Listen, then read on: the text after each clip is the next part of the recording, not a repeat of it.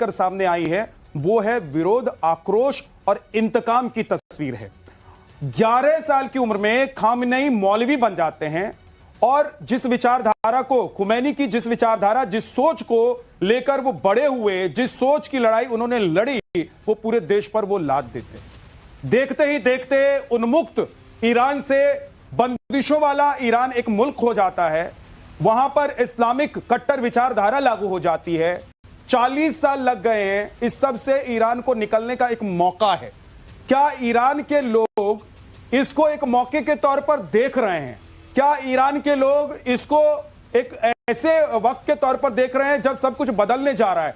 एक चैप्टर इतिहास का क्लोज होने जा रहा है, पलटने जा रहा है, बंद होने जा रहा है। बड़ी खबर आ रही है, जरा वो बता देते हैं ज्योति, क्या बड़ी खबर है? और ये जो तमाम सवाल आपने उठाए, कहीं ना कहीं उसका जवाब भी इन तमाम खबरों से मिलेगा। सर, मैं आऊंगी आपके पास, लेकिन ईरान में नेशनल सिक्योरिटी काउंसिल की धमकी सामने आई है। अमेरिका ने ईरानी राष्ट्र के दिल को जलाया है, हम भी उनके दिल जलाएंगे।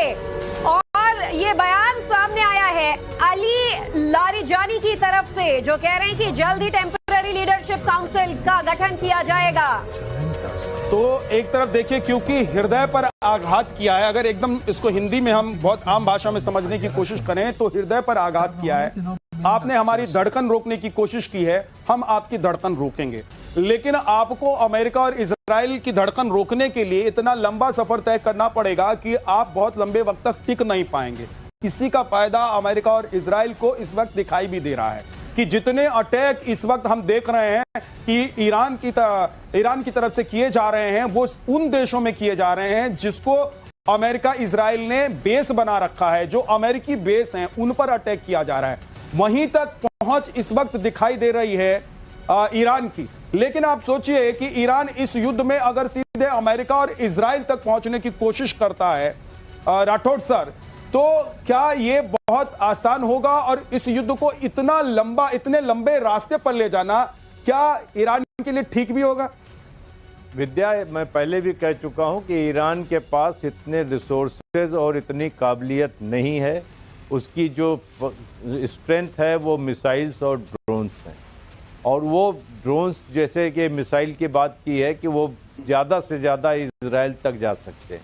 अमेरिका तो वो जा ही नहीं सकता, उसके पास इतनी रेंज नहीं है। अब उसके अंदर में क्या वो करते हैं कि मिसाइल और ड्रोन का एक मिक्स भेजते हैं। वो वहाँ के एयर डिफेंस सिस्टम को ओवरवेल्म करता है। जब तक वो ड्रोन से निपटते हैं, पीछे से मिसाइल आ जाते हैं। उसका मिक्स मैच करके वो लड़ाई कर रहे हैं, और ये धीरे धीरे खत्म हो रहे हैं, क्योंकि अमेरिका और इजराइल के निशाने पर अभी ड्रोन्स और मिसाइल्स के जो स्टॉक पाइल है और जो उनकी प्रोडक्शन फैसिलिटी है और जो लॉन्चर फैसिलिटी है वो उनके निशाने पर है। वो जैसे जैसे लड़ाई आगे बढ़ेगी, तो ये जैसा कम कि आप कह रहे हैं, जितना इनके पास हथियार हैं, और ये सब कुछ हम ग्राफिक्स के जरिए बता भी रहे थे कितना दमदार ईरान है, लेकिन बातें आधी उनकी हवाई हैं। आधे से ज्यादा जो हमले हैं वो इसीलिए खाड़ी मुल्कों पर अब तक करता आया है।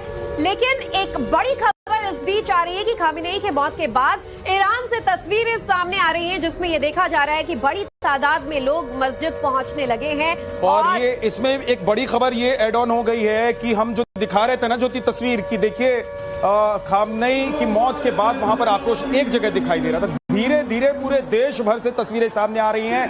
पूरे ईरान में इस वक्त तस्वीर जो दिखाई दे रही है वो ये कि गुस्सा दिखाई दे रहा है अमेरिका और इजराइल के खिलाफ। चाहे ये स्पॉन्सर्ड गुस्सा है, चाहे ये लोगों का इमोशन है, लेकिन कम से कम सड़क पर इस वक्त हम देख रहे हैं कि ईरान में लोग उतर आए हैं और पूरे देश भर में इस तरह के प्रदर्शन दिखाई दे रहे हैं।